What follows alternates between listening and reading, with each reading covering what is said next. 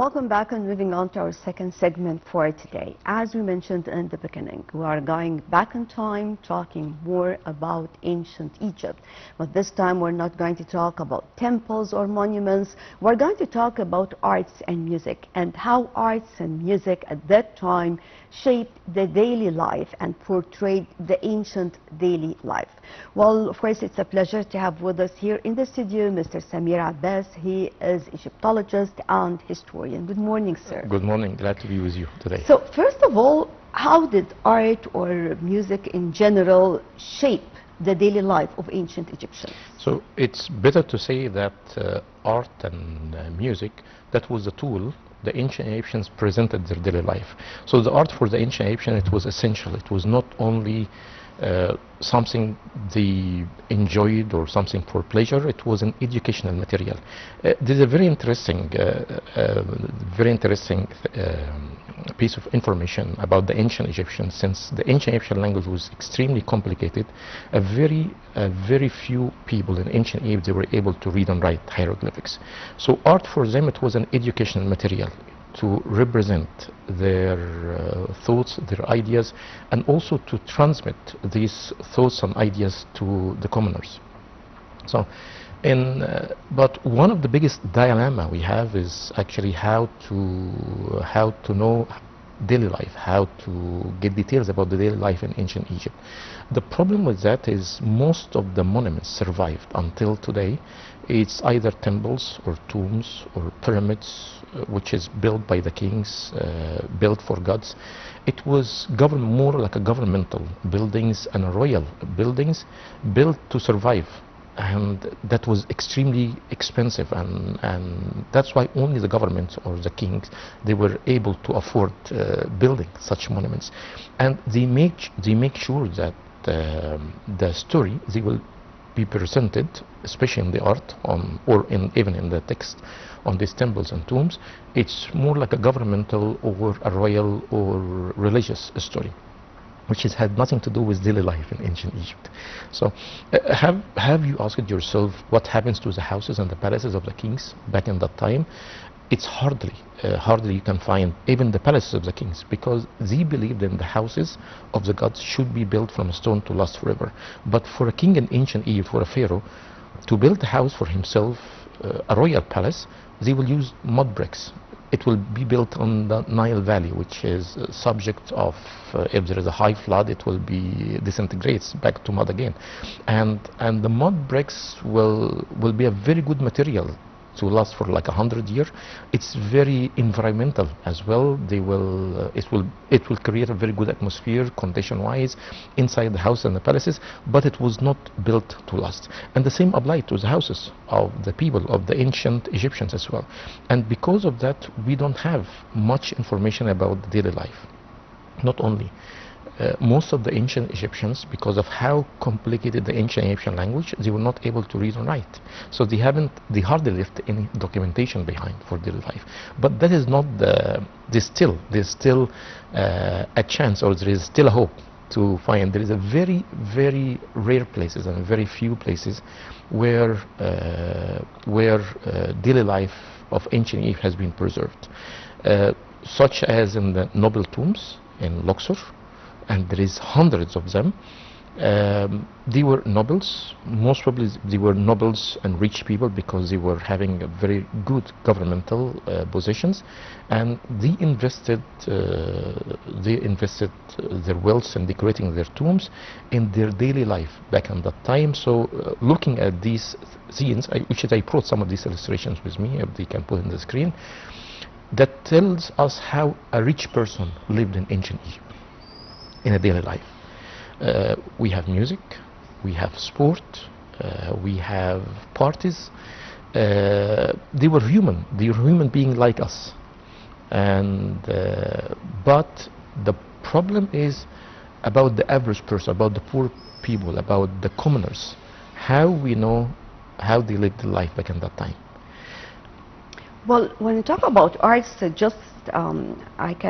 what I have in mind right now, when we see temples in size and different places, yes, painting, colors, and musical instruments were very, very important to ancient Egyptians, and they used to use it as a source of biography. They used to write using arts to tell us more about the daily life, more about what was going on. And even in some temples up till today, still we have the colors, the original colors. So could you tell us more about this? When they select colors, were their favorite tools in colors? What are the most important instruments they used, whether in the colors or painting or music? Yeah. When I go to the Egyptian museum, the old one, the one in Tahrir Square, one of my favorite galleries there is the tools gallery, which is hardly seen and hardly visited. You know, most of the people going to the museum, they focus on King Tutankhamun, the Old Kingdom, Middle Kingdom, New Kingdom gallery, but the jewelry, but very few go to the. This is my favorite.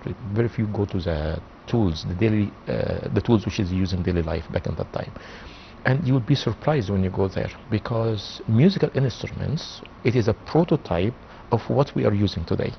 So the harp, the flutes, drums, almost like a guitar-like instruments, clappers, almost all of the prototype of all of the musical instruments we have it now, that was originated in ancient Egypt. Music for the ancient Egyptian, that was of course for fun and for pleasure, but also was rituals. You know, there is, especially for the goddess Isis, for the goddess Hathor, they were connected with specific musical instruments. Hathor with the drums and with the sistrums as well. So that was part of the rituals happens in the temples back in that time. And also there is another ritual that used to take place in Saqqara, right? The entrance over there, again using a ceremony, using... ritual dancing. Yes. There was a ritual dancing as well, and acrobat dancing that was part of the service in the temples too. Well, why was symbolism central in their arts? So, in the art, as I mentioned earlier, the art was not just for decoration for them. It was magic. The art for them, you know, I will give you an example. So when you go to the temple, the ancient Egyptian temple, the most common topic on the art is the king giving offerings to the gods. For the ancient Egyptians, there was only one person, which is a king, because he is divine. He is the only one have the privilege or have the authority to communicate with the gods. And of course, he cannot do that on a daily basis, especially that the gods has needs, you know, like at least 3 times offerings and service every day. And there is only one king, and it's impossible to have this king everywhere in all of the temples in Egypt. And because of that, they invented a magical art. All of these carvings and art in the temples is magical and works with the text related to it. The ancient Egyptians, they believed in that it will come alive to serve instead of the king in ancient Egypt. And because of that, when in early like after the collapse of the ancient Egyptian civilization, and when religion has been changed, when Egyptians start being Christians and Muslims later on, they kept the fear of this magical art can come alive and harm them, and that's why they start chiseling them from the walls. You know, there's the main reason of chiseling this art from the wall. So in what way we can say that arts in general played a crucial role in preserving the Egyptian identity? It's you know, so it's either art or text or architectures. You know, they did the 3 things which has actually managed to preserve the Egyptian identity. And as Egyptologists, we use art a big deal in order to connect dots and in order to fill the gaps in history. There is also another part of another important part of the daily life, or about the commoners and the poor people. How we know how they live their life. That is one of the most difficult topics in Egyptology, how to know the commoner, because the commoners, they couldn't read and write, most of them, I mean. And that's why there's some very rare sites which is extremely important, and we are lucky to have these sites preserved, like Deir el-Medina in Luxor, in the west bank of Luxor, like the city of Nechem near Edfu, like Elephantine Island, you know, the archaeological site in the southern part of Elephantine Island in Aswan. These sites and some other sites as well, very rare, that can help us in rewriting the ancient Egyptian history, but from a commoner perspective. I will give you an example, you know, for the kind of dynamics and interesting stories which is happening in Deir el-Medina. Deir el-Medina in the West Luxor, that was the workman village. The workers who works in the Valley of the Kings, the nobles, which is fashion, these tombs. Normally the workers used to go to the work and leaving their wives and their families behind. And there is, we found a very interesting documentations of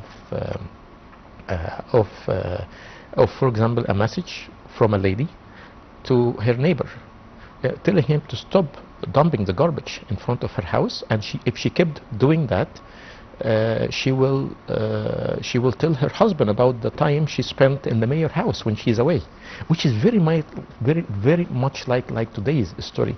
Another story of a lady. She sent some like food and oil to her family, to her parents, asking them to prepare cookies and send it back home, pretending that these cookies is a gift from her family. And she, in the message, she said literally, because my husband, the son of dog, he's saying that you don't send cookies anymore. So the concept of helping again, or the Egyptian nature. Well, unfortunately, time is running. So at the end, Mr. Samir Abbas, Egyptologist and historian, thank you very much for joining us. My pleasure. And with this, we come to the end of our breakfast show for today. Thank you all for joining us, and stay tuned for more coming up on Nile TV International.